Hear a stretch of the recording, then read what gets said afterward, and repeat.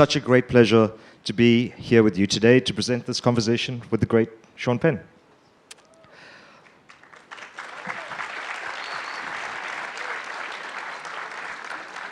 One of the great actors and filmmakers of our time, Nashen Penn's career spans more than 4 decades.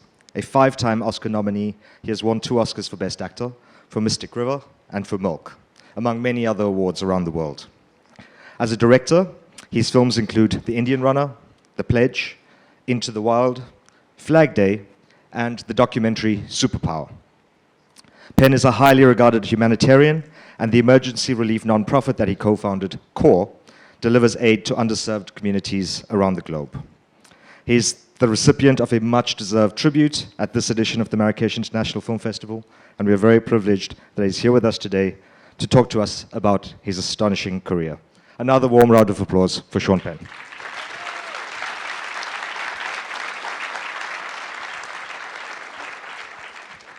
Congratulations on the tribute. Thank you very much. What does it mean for you to receive this award in Morocco and at this festival? I'm going to get squared away. Take your time. Forgive me.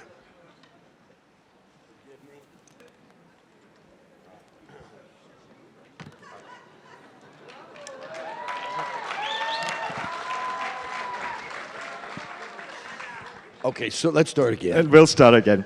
Congratulations on the tribute, sir. Thank you. What does it mean for you to receive this award in Morocco and at this festival? You know, I will say honestly that there's something mortifying about receiving an honor, especially funnily enough, especially here because I was in a room of such extraordinary filmmakers and actors, directors. But I guess, you know, as it turned out, I fell out of the sky into being the one who received it this year, and it's done in such a lovely way here that I suppose if I could pay a film festival a compliment on honoring someone's career, it was the least painful it could have been. I think it's useful sometimes to begin at the beginning. So I'd like to ask, what drew you to the cinema and to acting in the first place? What were the first films you loved, and what inspired you to take up acting? Well, strangely enough, because I grew up in a family of actors, both of my parents had been actors and had some success. Ultimately, my father, as his opportunities were rising, was blacklisted in the United States and was not allowed to work for 5 years. So in that time, having been a kind of depression baby and by then having his first child, my older brother, he erred on the side of caution and started to take whatever job he felt was going to be most consistent. And what ended up being for him was in directing, and he spent most of his career directing episodic television. So I was around that. My mother lamentably gave up with a great talent her acting career once he got going, and favoring to just be an at-home mother, but later going back to acting in her 60s and into her 80s. So it was certainly in the house, and also one had the opportunity to visit sets, you know, kind of go to work with dad days and things like that, but it never occurred to me that I would want to participate or would participate. Somewhere in high school, I decided that I'd found my calling, and that was to be a criminal defense lawyer. What I forgot about while I was reading a lot of books by great legendary criminal defense lawyers and reading a lot of law was that I had a series of about 6 subjects I was ignoring and had to beg with welled eyes to graduate high school, which meant that there was going to be a lot of recovering academically if I was ever going to get into a decent school for law. And I'd had my fill of school. So what now? And what had happened is that in my senior year, my younger brother, Christopher, who was 5 years younger, he started making Super 8 films, and that was right about the time that you could get Super 8 film with sound strips. And you had the Kodachrome and the Ektachrome, so the Ektachrome was kind of a high-speed film you could shoot at night. And watching he and his friends make these little movies got me very interested. And I didn't like where they were positioning the camera, and I ended up, offering to, or pushing into, stepping in a little bit, which they enjoyed because it took the responsibility away from them. They just wanted to act and have a movie end up made in the end. And so we made a whole slew of movies.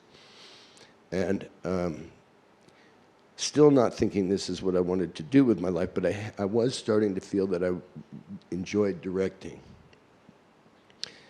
But directing meant finding people who believed in you to the tune of, at the very least, hundreds of thousands of dollars, and generally millions of dollars. And I didn't understand a world where there might be anyone that would trust me with millions of dollars. And so I found myself open to acting as I don't know if I consciously thought of it as a stepping stone to directing. I really don't remember. Or if it was just, I wanted to be in the storytelling one way or another. And one day an actor named Anthony Zerbe came to school for career day. And he was very impressive. And I remembered the boots that he wore, which I forever associated as actor boots. And I went out and bought a pair of them, put them on, and said, okay, I'm an actor. And then got involved with a repertory company soon when I was 17. I graduated at 17. As I said, barely graduated at 17. And just started working in the theater, both, from set building to ticket selling to lights to sound, everything, because you had to do a year of that before you could perform in this company. And then started to perform with that company and others, and eventually made my way to New York and sort of stumbled into a leading role on Broadway that led to opportunities in film. And somewhere along that road, I became, I suppose, obsessively in love with what I was learning about the craft of acting. And once you started, did you feel it was a sort of compulsion? Or did you think, well, I'm going to do this for a while and then I might go back and still take up the law, get back to the books reluctantly and take up the law? Once you started, did you feel, this is it for me? I remember very clearly that once this feeling took over, it's sort of like what some falconers will tell you about falcons, which is there are two kinds of birds, falcons and what falcons eat. And for me, in the world, to be an actor was to be a falcon. And we had such, as an American actor, who had not, I had not had any worldly experience until my early 20s. I had never traveled, with the exception of Tijuana or Canada, outside the United States. But if you were going to be caught on that island at that time, the limited perspective that I had, it was the right time to be caught because we had Robert De Niro, Al Pacino, Dustin Hoffman, Gene Hackman, and Robert Duvall, and on it went, of these extraordinary practitioners of this thing that was no low art in my household, and certainly wasn't in that time in the United States. And so there was a kind of nobility of commitment, of focus, which was in itself exciting. It was sort of like each in their own different way, but it was the commitment to it that moved me and excited me. Tell us about your first roles in cinema. How did you get cast in Taps, for instance, or Fast Times at Richmond High? What was that experience like? Well, I was, and am today, a terrible, terrible, terrible auditioner. I think that I'm self-conscious about playing a role that's not mine. And so I sort of had a chip on my shoulder when I would go in for auditions, because I just felt that I should be trusted to be able to handle it. And later, as a director, I, more often than not, don't audition actors, because it's sort of a first opportunity to show them trust. Yet generally, your instincts can work in this direction. But then, once I got the play that I got, the one on Broadway, which was an accident of bad auditioning in itself, because I had turned out that when I went to audition for the play, which I worked very hard on the audition, while I was not liked as an actor and not wanted for the role, somehow it was my better self that got there that day, or so was the impression. And I was liked, and they felt sorry for me, and instead of offering me the part, asked me if I would come back the next day and be a reader for those auditioning. And so now, with a lot of momentum and a lot of chronology of long scenes, I found myself forgetting that I was there to just help audition, forgetting that it was me there. And at some point, the director had seen enough of the auditioning actor in the scene with me and turned his chair around and said, "Keep going."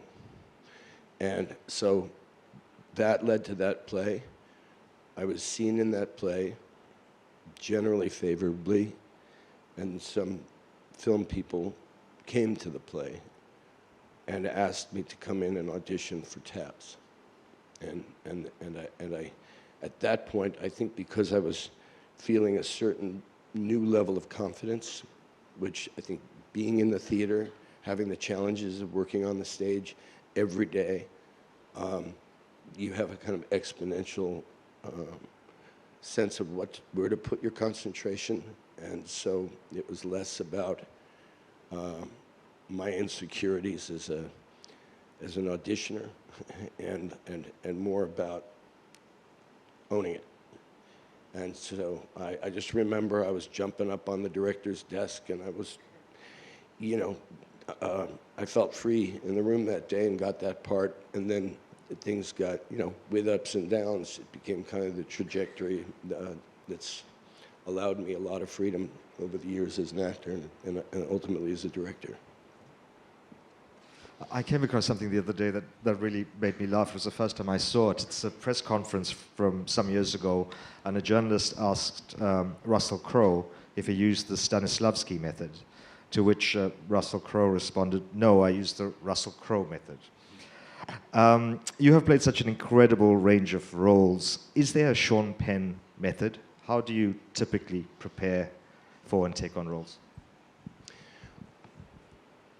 I think the best way to answer that is that I found when I went into acting class, and which was at the same time I started working in the theater in Los Angeles. So I was both performing at some theaters, I was with that repertory company, building a knowledge of theater at large, and I was going to class. 5 hours a day, 5 days a week. And that was very, my teacher had come out of the Strasberg Institute, so very Stanislavski influenced. And I found, and she made it very clear to me, she says, "Well, isn't it nice that you can be natural?" And then said, and have you noticed if you turn on a sink that dishwater can be natural too?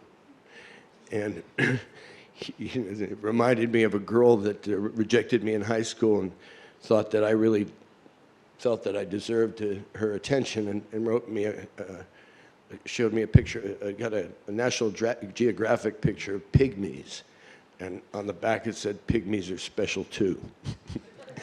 So I needed to learn how to build character, how to graph a script, and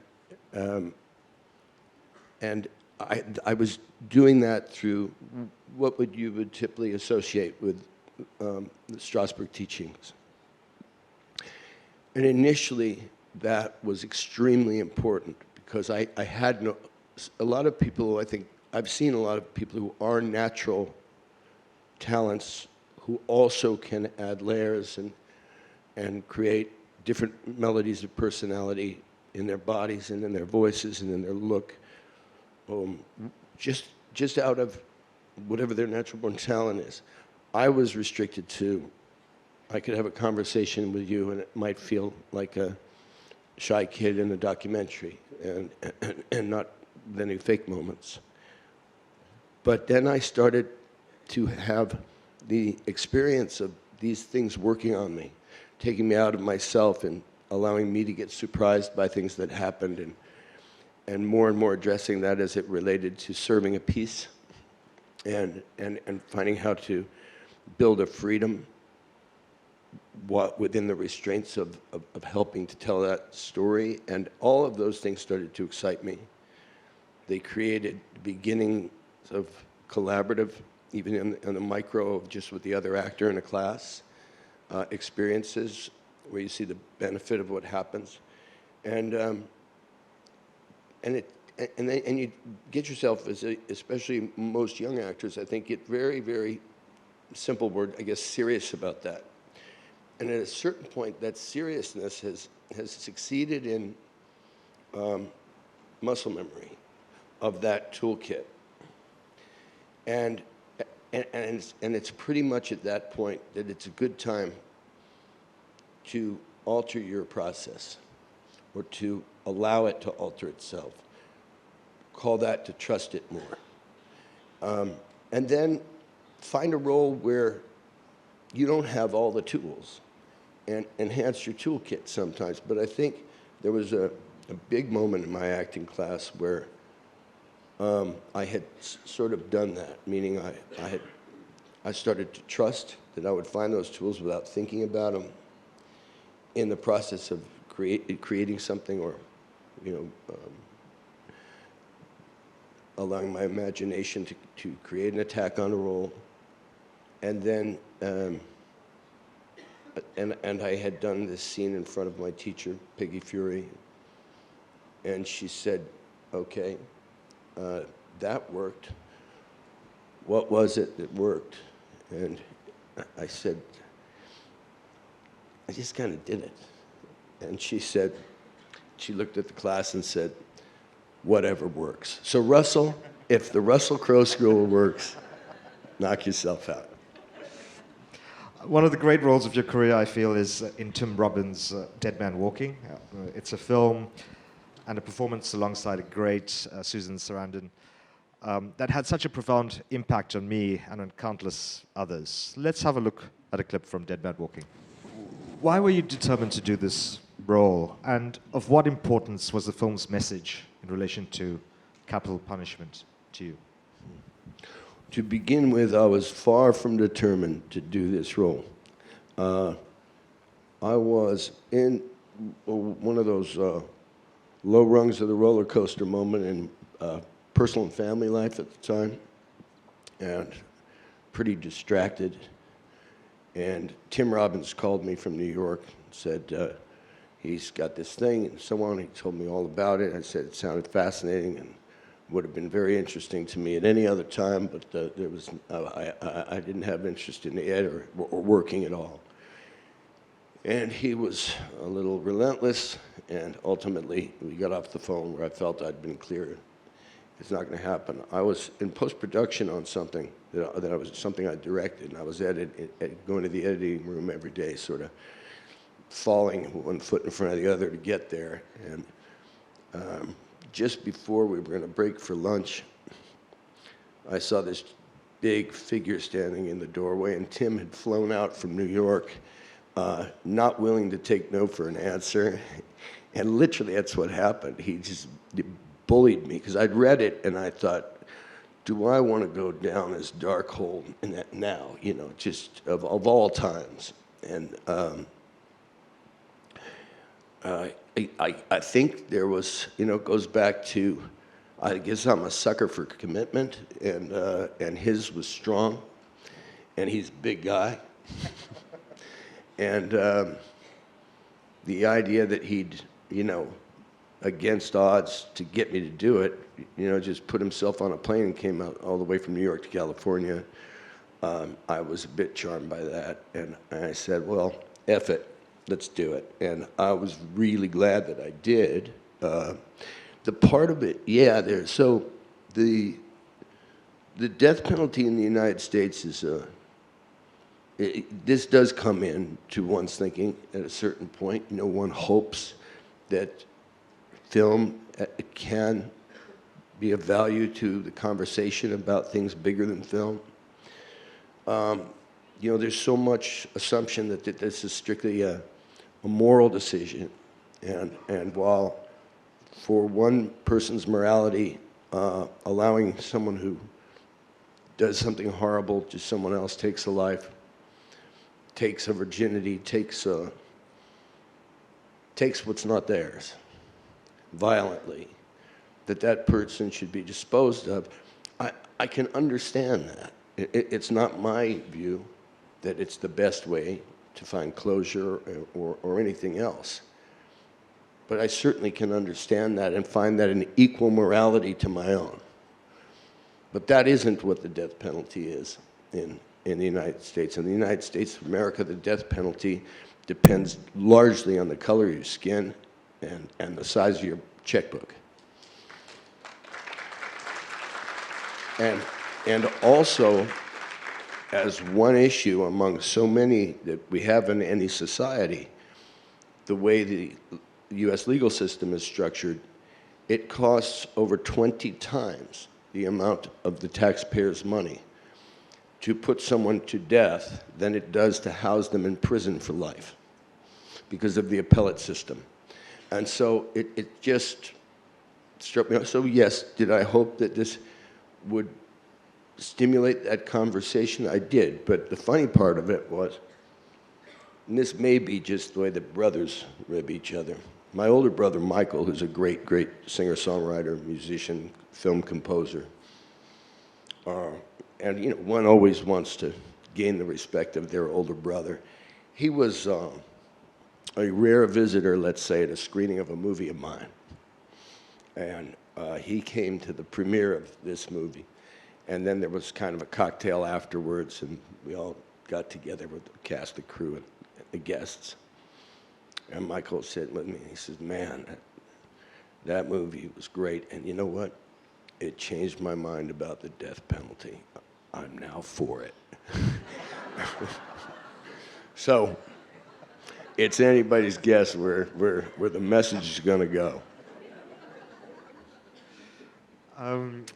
Speaking of Tim Robbins, he himself a great actor, and I want to play a clip from Mystic River in which you have an incredible scene together. You play friends, childhood friends who've drifted apart, but who come explosively together through a tragedy. Let's have a look at the clip from Mystic River, please. So, two great actors in that scene, but directed by another great actor, Clint Eastwood. And in your career as a director, you've worked with some of the greats, Jack Nicholson, for instance. I wonder if you could tell us about this particular dynamic of great actors directing great actors.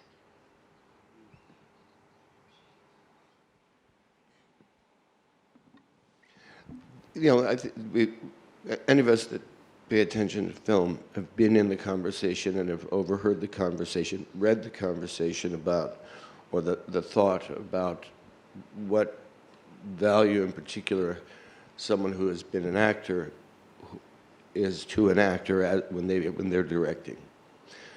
I haven't ever found that, certainly not for myself. Clint may be a certain kind of exception, but I've always felt that the process that was more similar was the one between the actor and the writer, and that the writer has already felt a rhythm of each character while writing that character, come across the challenges that the actor will come across, come across solutions and has found a way for them each to be played. Not the only way to accomplish his story, but a way, that there is a functional structure there to the degree someone's a good writer. And so when I've directed, and mostly I've written or either original pieces or adapted things, so I've already lived through the actors' questions, and I think I can be very helpful that way. Clint Eastwood, I don't think he's more helpful so much because, yes, because of his experience broadly in film. That comes to play. But Clint Eastwood was born with a gift of patience and a kind of, he is so, was talking about another director earlier today that this is true of also, so comfortable in his own skin that there's no time. You'd be surprised, those who haven't been on sets with great directors or big-time directors, how much time and energy is spent by them demonstrating that they are the director. If you are on a Clint Eastwood set and he didn't have that famous face or voice, you could stand on that set all day and you'd still be trying to figure out, it's like Where's Waldo? You wouldn't know who the director was because he has a crew he's worked with forever. He'll be that guy sitting in a chair over there, and with just a kind of nod to this guy and a this to this guy, everything happens. And so there's all kinds of great environments directors can, and I've benefited from several great directors this way.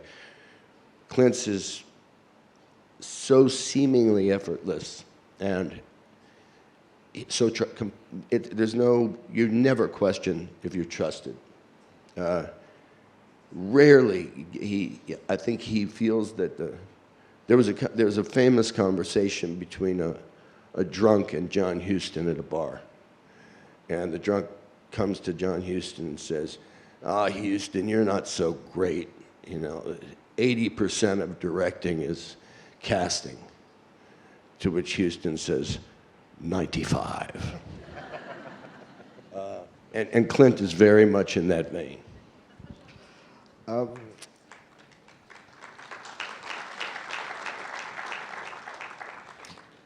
In both Dead Man Walking and Mystic River, you play these compelling characters who are, let's say, not at all uniformly good people. They've done terrible things in the past. What was the first movie you mentioned? In Dead Man Walking and Mystic River. So you're playing these characters who are not uniformly good people. They've done terrible things in the past, maybe terrible things in the future, but are trying to do good things too, or noble things in some way.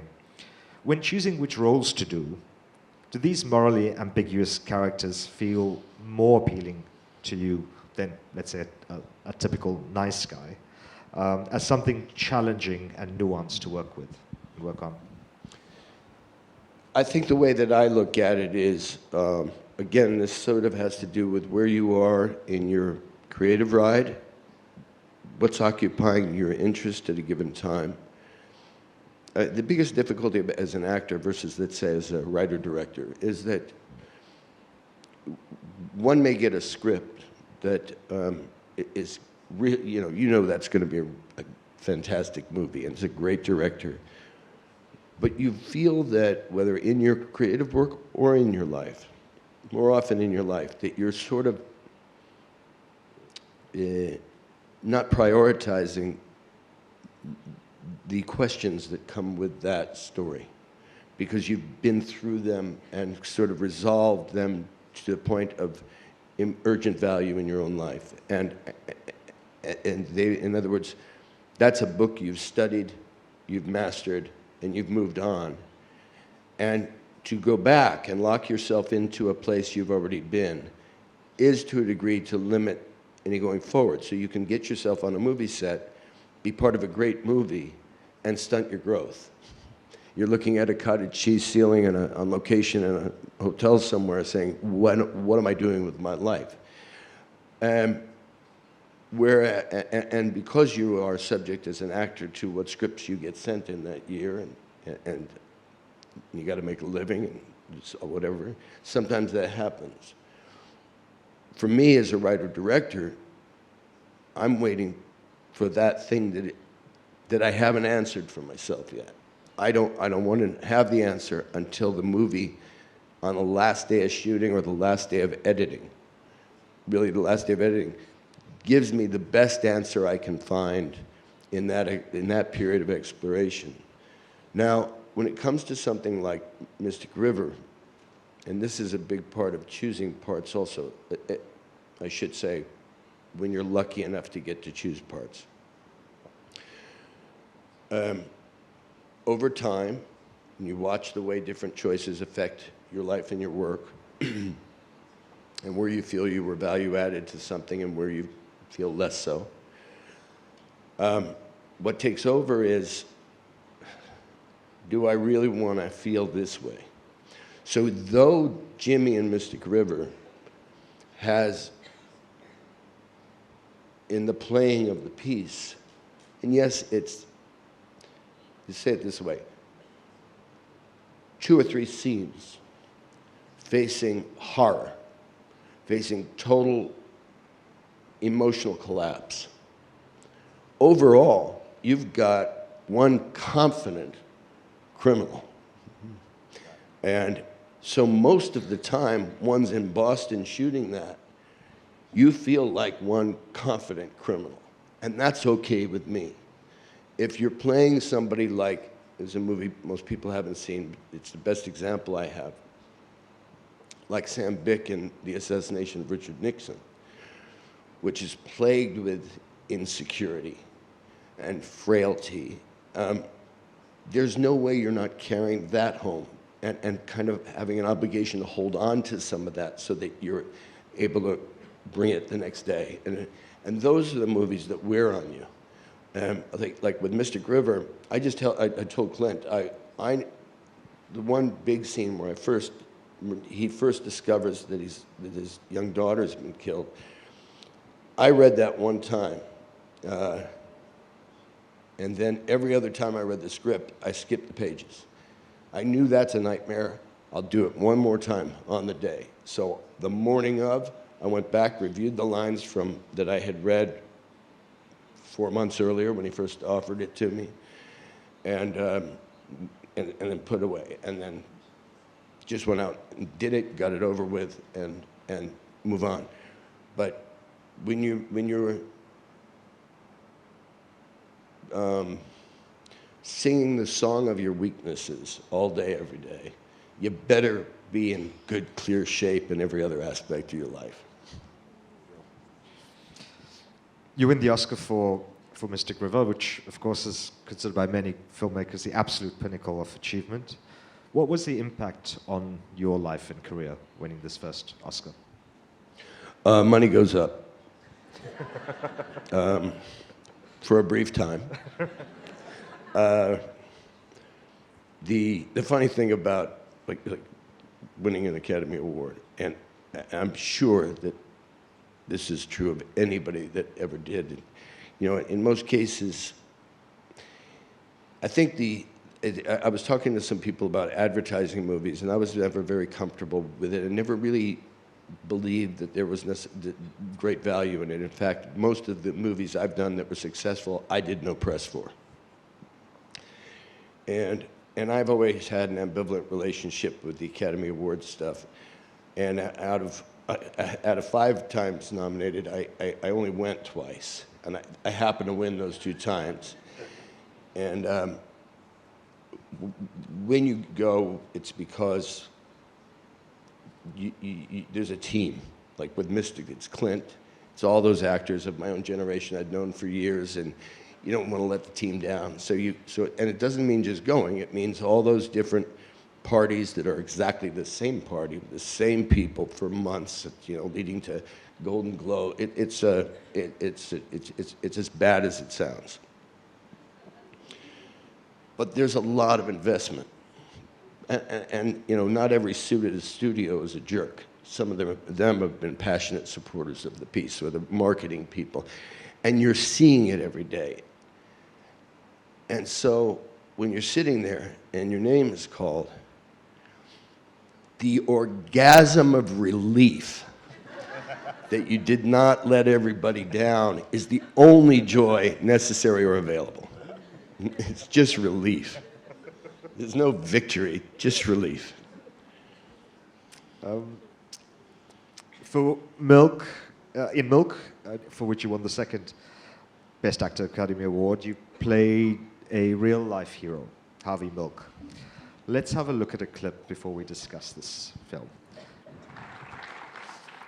I want to read something that Roger Ebert wrote in his review for Milk, and it goes like this.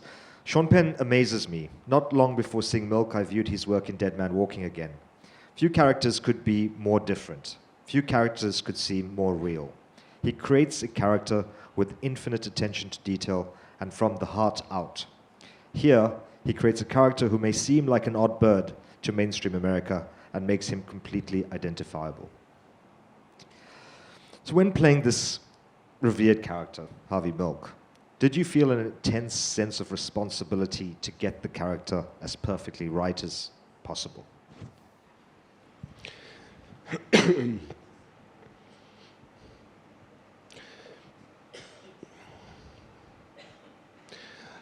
I think probably that would be, when I think about it that way, it would be threaten to be a little bit of a looming suffocation to doing it, right? I was a little mystified by the trust that Gus had in coming to me to do it, simply because the rhythms of Harvey Milk were not anything that, even in, when the actor spends time in front of a mirror coming up with characters, I hadn't sort of reached for that before. What happened was that Harvey Milk had been so well covered in his time on Earth and in this period. There was so much film, of archival film, that I had it all put together. And I was living in a little apartment in Tiburon across the bay from San Francisco at the time. And I upgraded my TV to a big TV. And I had it playing for months on a loop. And when I wasn't trying to sleep, the sound was on. But when I was trying to sleep, maybe I'd not be lazy and turn the sound off. But it was just going and going. And he was so genuine that it was a fair offering of so many of the colors of it. And I think if somebody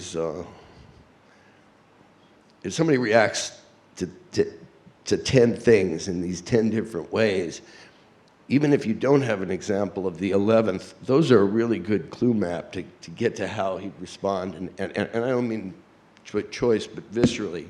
And right or wrong, it doesn't matter, because you can just, it's an interpretation anyway.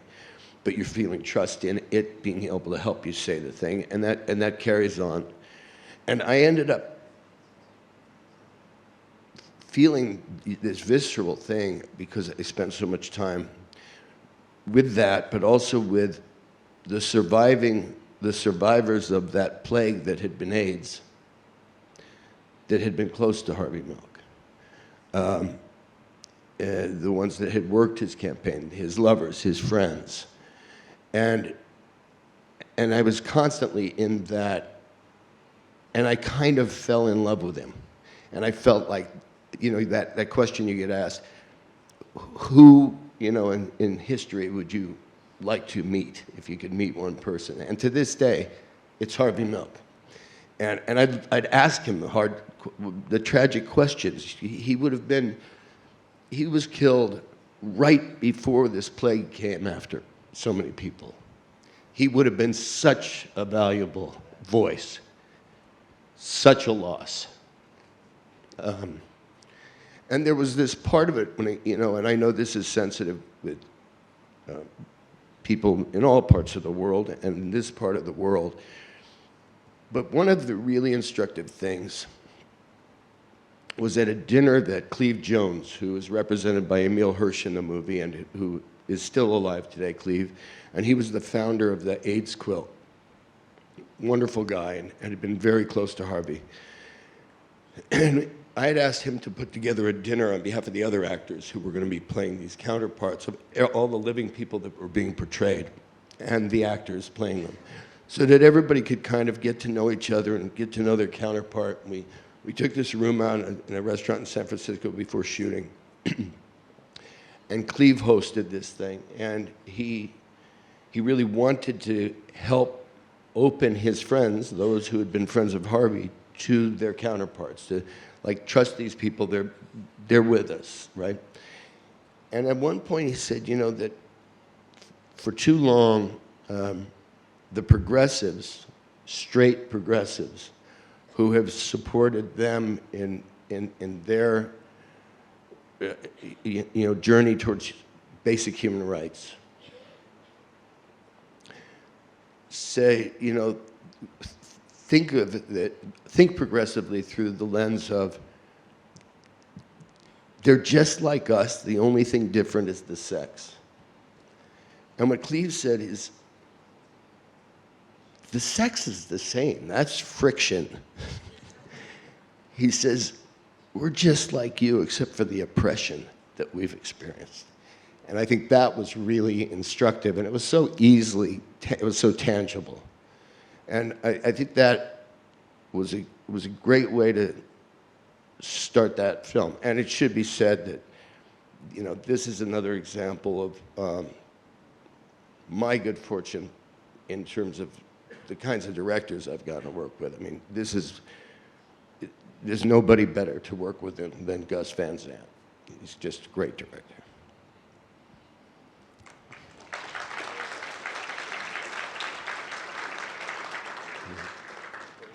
When we look at films like Dead Man Walking, Milk, Mystic River, these serious, intelligent dramas made by significant filmmakers with an ensemble of great actors, they seem incredibly rare these days. Do you find there are fewer and fewer roles that you find enticing? I think there are few. It depends on what you want. For me, if you want to be sure that by investing in that part of your life and doing that role, that in a thoughtful drama, let's say, that breaks the, you know, don't go over 3 thoughts rule of, you know, most of what cinema is today. You can't be necessarily invested in the certainty that it's going to hit a screen, and you're hopeful that it won't just get thrown off to some unknown streamer and be unavailable. You know, we build this stuff to be shared, and so it's tricky these days that way. But I've had an experience in the last couple of weeks, partly in knowing I was going to come here, of sitting down and watching some films that are making it to the screen, and where I felt that the directors were just not going to let those concerns stumble them. And some of them are recent films, but I'm very, I think, conscientiously moving away from being part of the culture of complaint on this, because when I see something like The Florida Project, or I'm Still Here, or The Apprentice, or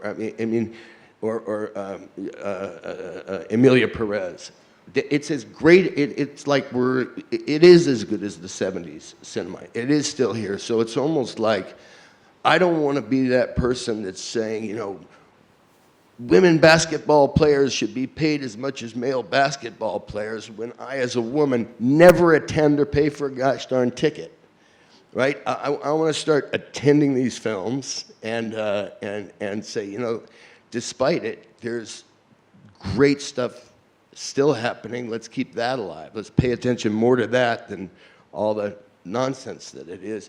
Because none of us know where this thing's going to go. And the one thing that is great about the streaming thing, which I've only took me about halfway to COVID to figure out how to access a streamer because I'm a Luddite. But until that, let's say if you lived in Los Angeles, you might get 2 French films at the 2 theaters that play foreign films. Or, when I was growing up, that would have been the only option before videos, rentals and all that. But now, with all the things that are being wrongly normalized in our cultures and societies, what is being normalized it can only be a great thing is the internationalism of film. And that's why Parasite can win the Academy Award, and people are ready and happy to read subtitles if it's a great movie. And so, with the good is the bad, but the good that's happening is as good as any good that's ever been happening.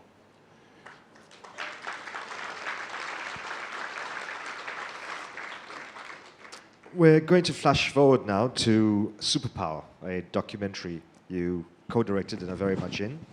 Let's have a look at the clip from Superpower, and then we'll talk about it. Now, you went to Ukraine because you found Zelensky to be an interesting figure, this comedian who played a president on television and then somehow ended up becoming president in real life. You get there, and things take a really terrible turn.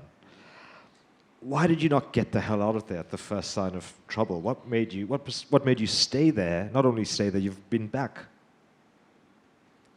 Well, it's true. The background of this was that my producing partner, Billy Smith, and I had many false starts on documentaries that we had intended to do. I'd gone to Syria several times during the beginning of the Civil War, part 1, to see what kind of access I could get. I don't see myself as the kind of as value added as the kind of journalist that's going to pursue a story by any means. A lot of people that can do that much better than I could do it. What I have found that I have, because it was a simple system, is I've been able to build trust with some complicated people because I'm trustworthy.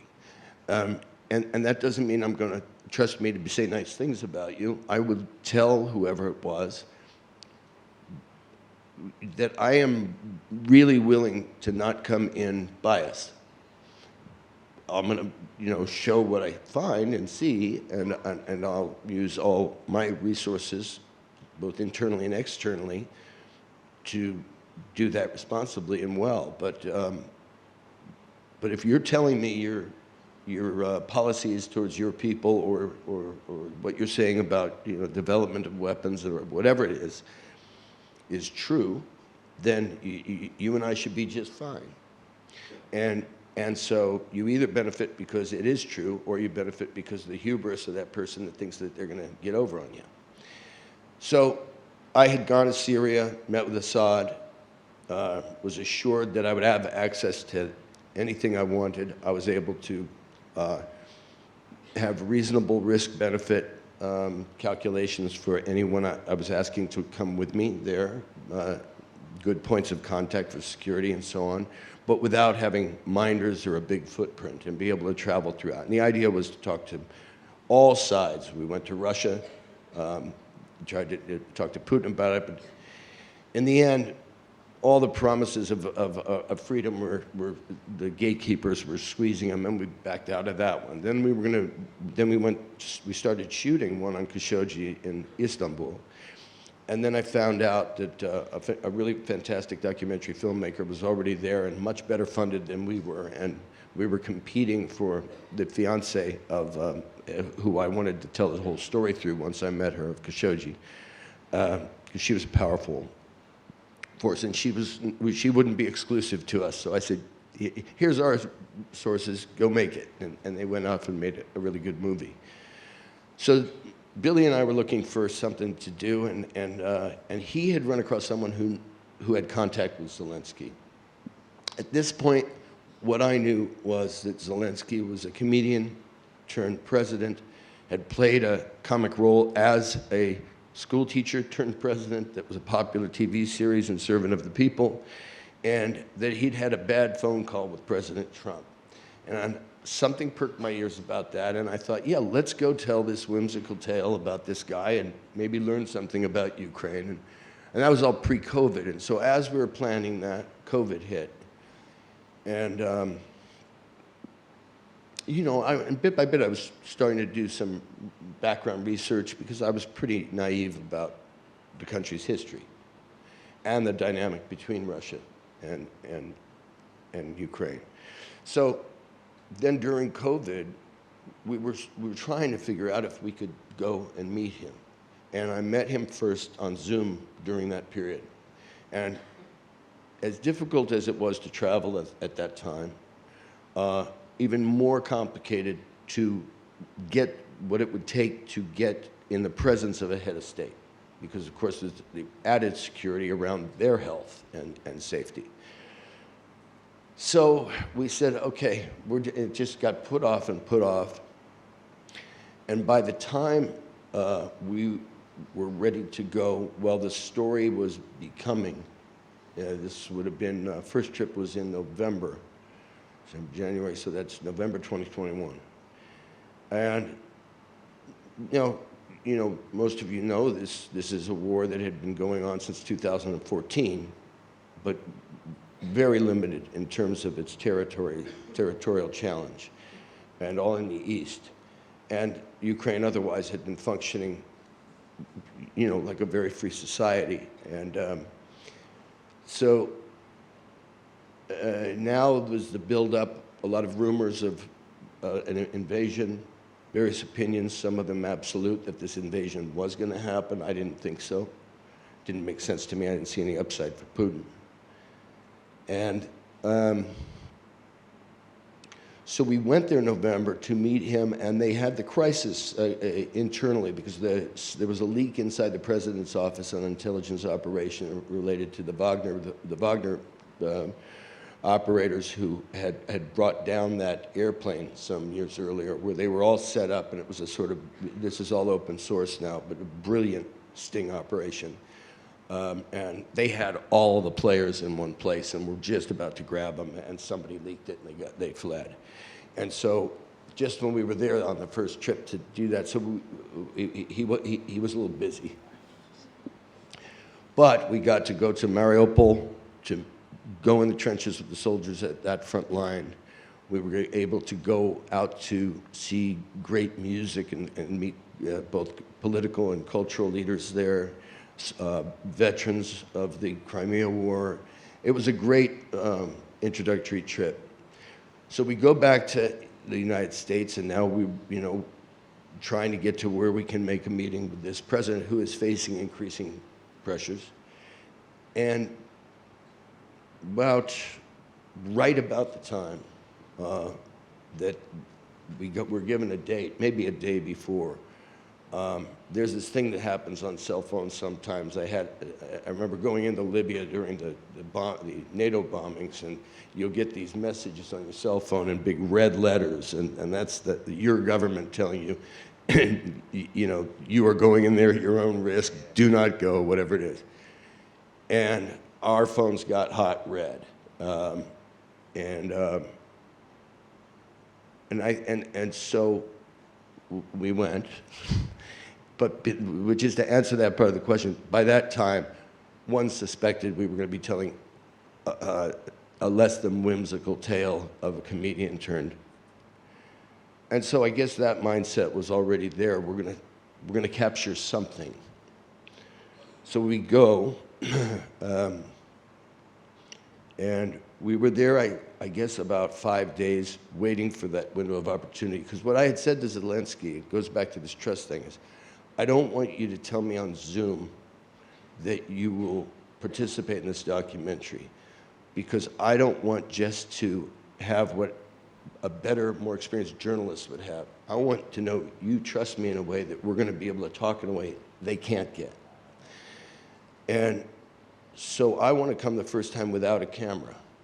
So on, well, it would be 22, 21, what was it, 22, the day of the invasion? 23, February. And the day before, not knowing it was the day before, but by then certainly suspecting something was imminent. We went there and met him without a camera, and I really liked him. He seemed he liked me back, and he was ready to do this thing. And we made a date to start shooting the following morning. We went back to ready our cameras at the hotel that evening, very excited that after all these months, almost a year of anticipating doing this, and by then he'd become a bigger player on the world stage with all that was threatened. And we readied our cameras. We had a couple of drinks at the bar, went upstairs to get some sleep, and I think I was asleep 20 minutes when the first rocket hit Kiev. And so we were in it, and we were trying to figure out what the penetration was, where the areas that were being hit were. There were a few rockets that hit in, when I say in our vicinity, in the city we were in.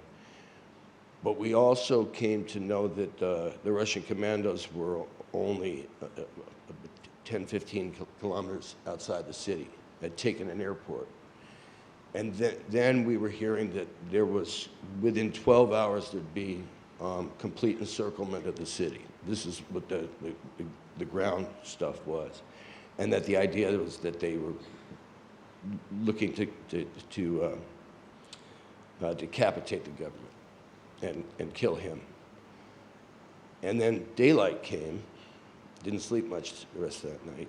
Daylight came, and we got a call from the president's office confirming that he was going to keep his time with us, which is what you saw, although on that first day, brief. And so we went where we were told to go and had that first interaction. And it was a total of 8 trips, including going to the east. And this goes back a little bit to, I feel I should say this because I know, here we are in Morocco, and here is this force of the Kremlin, which is unequivocally not a Islamophobic group, but an anti-Islamic sensibility, an anti-Islamic force, a hateful force, oppressing and invading freethinkers who embrace diversity. And what I find fascinating about Zelensky is he's almost, you put his face and kind of ghost it over all the faces he represents of the Ukrainians. And you have something that is as much the best part of what a movie is, which is all we aspire to, of courage, of decency, of democratic thought, whether it's a democracy specifically. Certainly, we're terrible at exporting our democracy because we think we know it all in America, but that people's choice should find its way. And that is the heroic movie we all want to see. That's where movies give us a sense of our moral center and character. And so, what's the difference between what's happening in Ukraine, what it represents, and a great movie? It is a great movie. The difference is it's a greater one, it's a more present one, it's a more important one. And if we care about movies, we don't want to get 10 years down the line and think we have anything to say about movies when we've let the human condition deteriorate, the human condition that movies are about, deteriorate the way it will if we don't support Ukraine.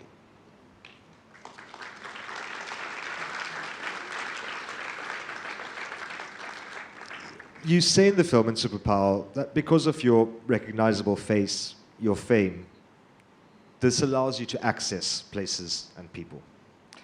Do you feel that there's a responsibility attached to fame, that one must use it to impact positive change?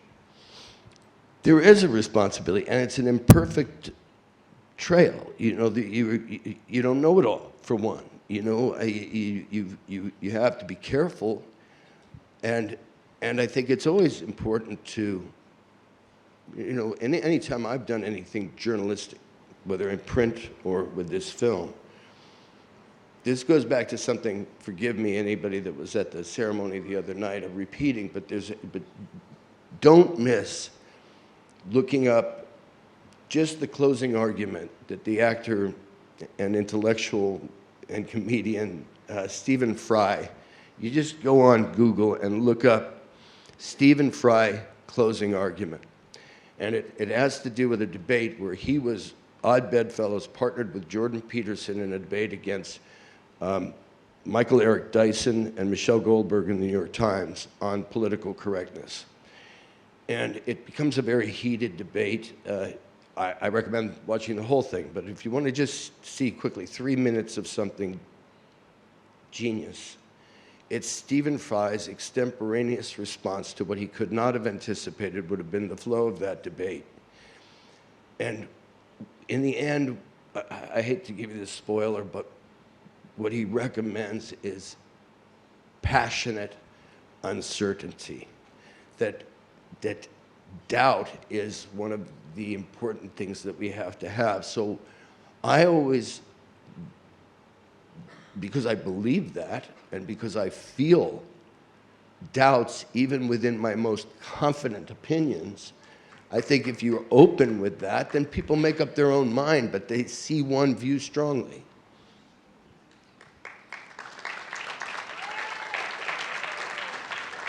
I'm afraid we're running out of time, but I feel we should look at the clip from the very beautiful Into the Wild and have a very quick discussion about that, and then we're going to conclude. Let's have the clip from Into the Wild.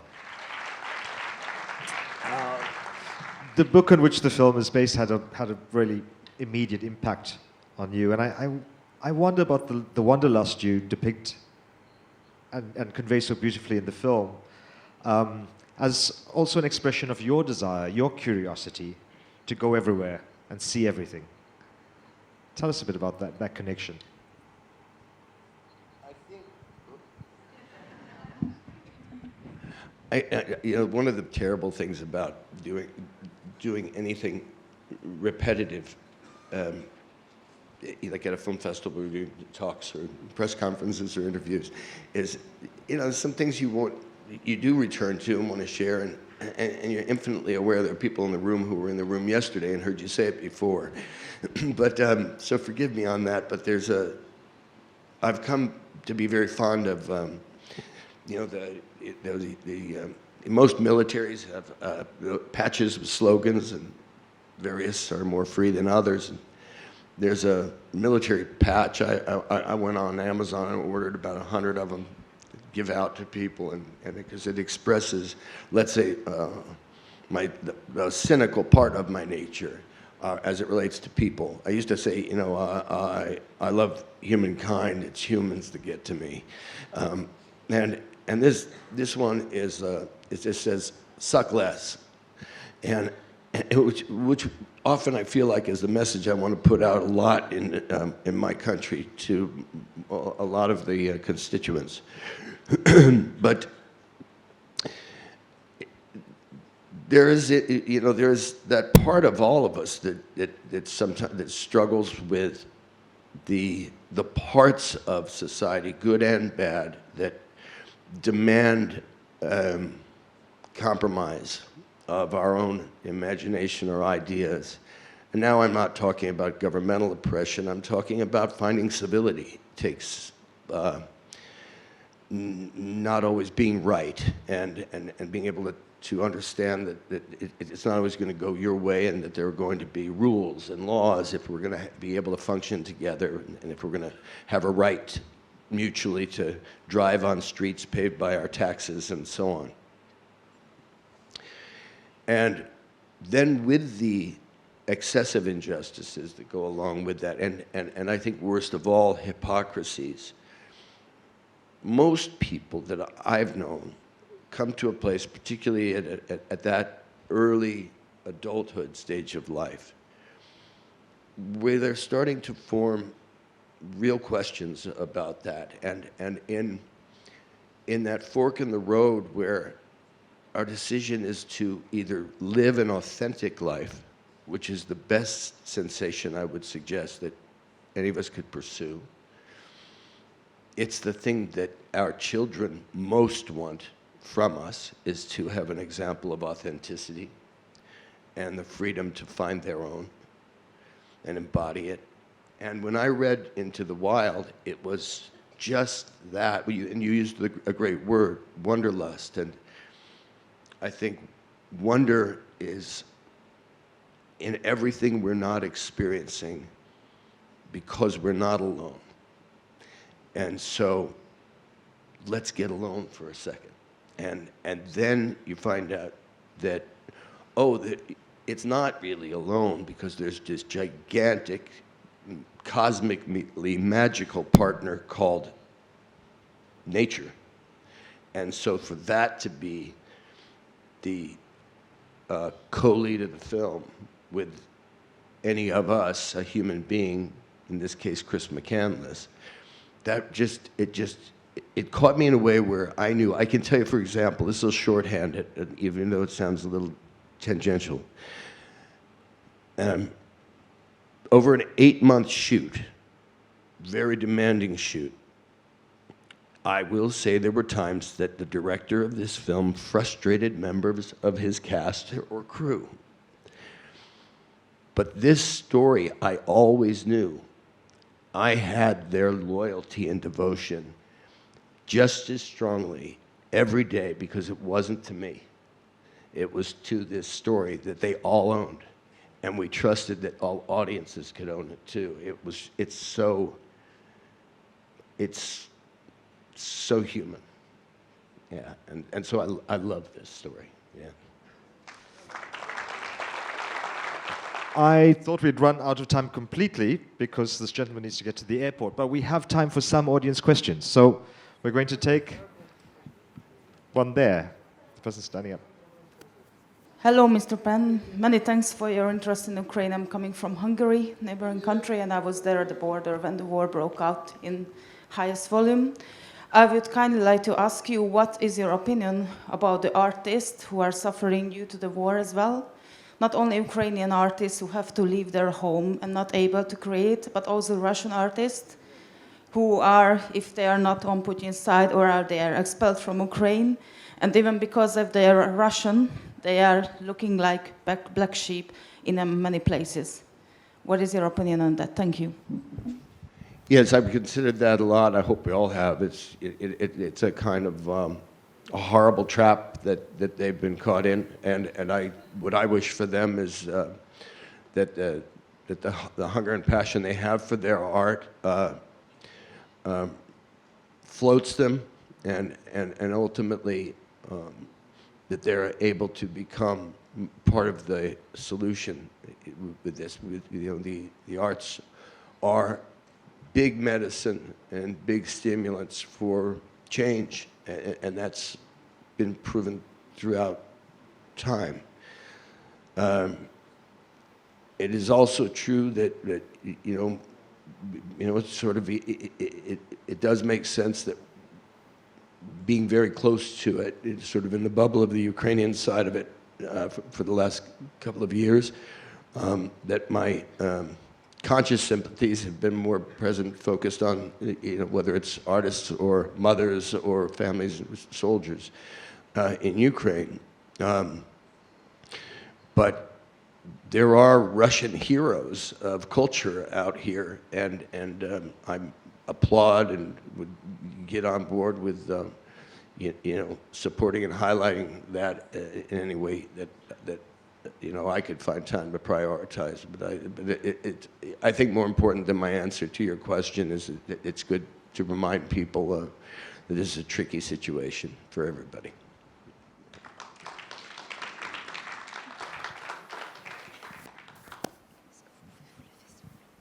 Hi, sir.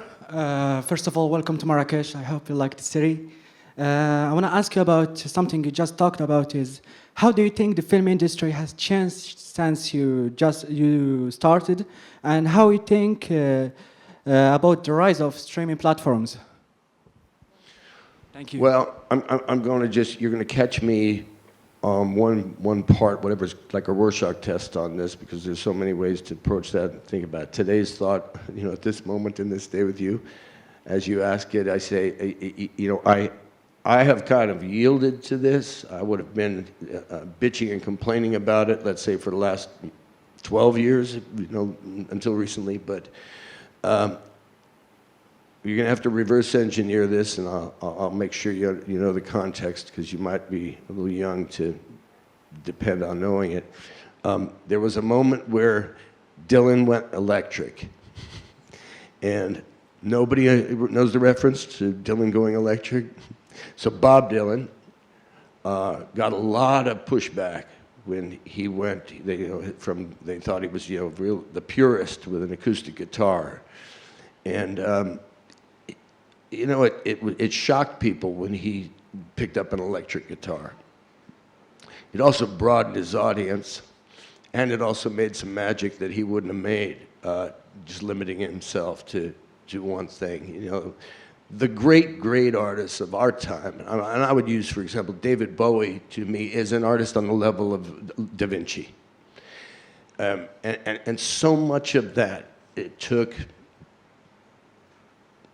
I don't know if it's courage or just a hunger that was bigger than the fear to just invent and reinvent out of his own imagination. And so I say all of that because you're looking at somebody who, the girl he fell in love with in film was a room like this with strangers watching something that would last in memory for a lifetime of a whole generation.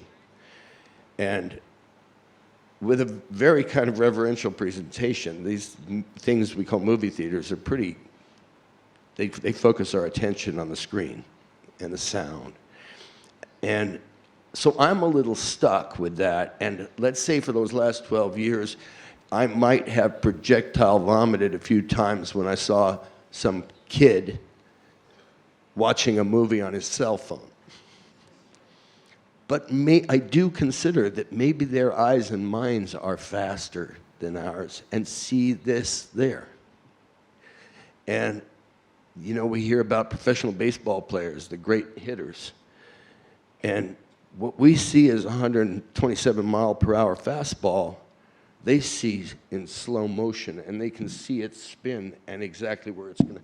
Different brains. And I would say that, maybe I'm not evolved enough to be a fair judge of this. But I would pay close attention to whether there's a loss there that should be recovered in terms of the girl I fell in love with.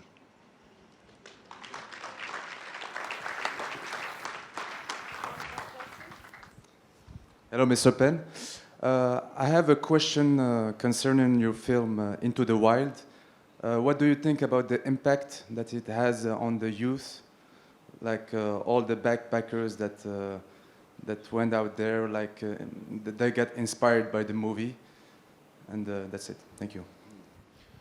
Well, that's a complicated question. You may know this. The book originally inspired quite a bit of it. People would go out in search of what's called the magic bus. I took many trips to the magic bus. It's a very deceptive landscape. For those who know, in Alaska, the permafrost is such where, traditionally, let's say in Marrakech, if you look across a field and it's 300 meters, and you say to yourself, how long is it going to take me to walk over there? Well, it looks just as benign in Alaska, but you may never get there because just simple field. I'm not talking about mountains and rivers now. You may walk out 10 feet and be up to here in mud that you didn't know was there, and then a bear comes and eats your head and leaves the rest of you. I mean, it's a very deceptive landscape, and the movie, being a movie, of course, got more attention than the book, and especially with younger people. And there was a case of some hikers who went out there and did die. That inspired something that was already being considered before we made the movie because of concerns about that. So they have since underslung the bus under a helicopter and moved it just off the Denali Highway where tourists could visit it, but where there wouldn't be as much of a draw to the original area where Chris and someone following it. Now, many more people, of course, have gone and survived, but it is a precarious thing, and also because if someone is going out there without an understanding of the outback, it's risky. Yeah. We'll take the very last question. There's one there. If we could. Okay, you're enthusiastic. Thank you for sharing everything. And I'm from China. I'm very happy to have this international film festival and then bring all the people to here. You talk a lot about actor and writer, director. You are also a very good producer. We got lucky to watch the movie September 5th in AFI Fest. It's the movie that you produce. I want to know, as an upcoming producer in the future, I want to know what compels you when you chose a project like September 5th, and you might produce more movie. And what's your goal? What's your standard on this picking project? Thank you so much. Thank you. Yeah, so September 5th, when two partners and I started this little company a couple of years ago called Projected Picture Works, because our effort is going to be mostly with younger directors where we feel that we can give them more freedom than they might find somewhere else, that we can protect their control over the film. And also that our principal effort will be to make films that will end up on the screen. Ultimately, streaming is going to be necessary with it as well. But, in our own little way, to try to preserve this aforementioned girl I'm in love with. And so we started talking amongst ourselves about the kind of films that we wanted to do, and when it came to, which were going to be character-driven mostly, and fall into what we had found was our kind of common taste. That screenplay, fortunately for us, came across our choice desk. We all read it, and then once and it was a story I had followed when it had happened, when the athletes were taken hostage and killed in Munich, and I thought it was not only brilliantly told, but because we know there have been films about this event, but never from the perspective of those who were covering it, and the way it's a kind of commentary, which I try not to comment on in what way, because it's clear to see when one sees the film. The way that moment affected how we get our news, and what the dangers are to and from the Fourth Estate with this. So then it was just sitting down and meeting its director and feeling immediate faith in that person and saying, let's go. And I hope you all see it. He's made a really sensational movie, September 5th. Let's thank Sean Penn. Thank you, Sean. Thank you, thank you. Thanks all of you for being here with us.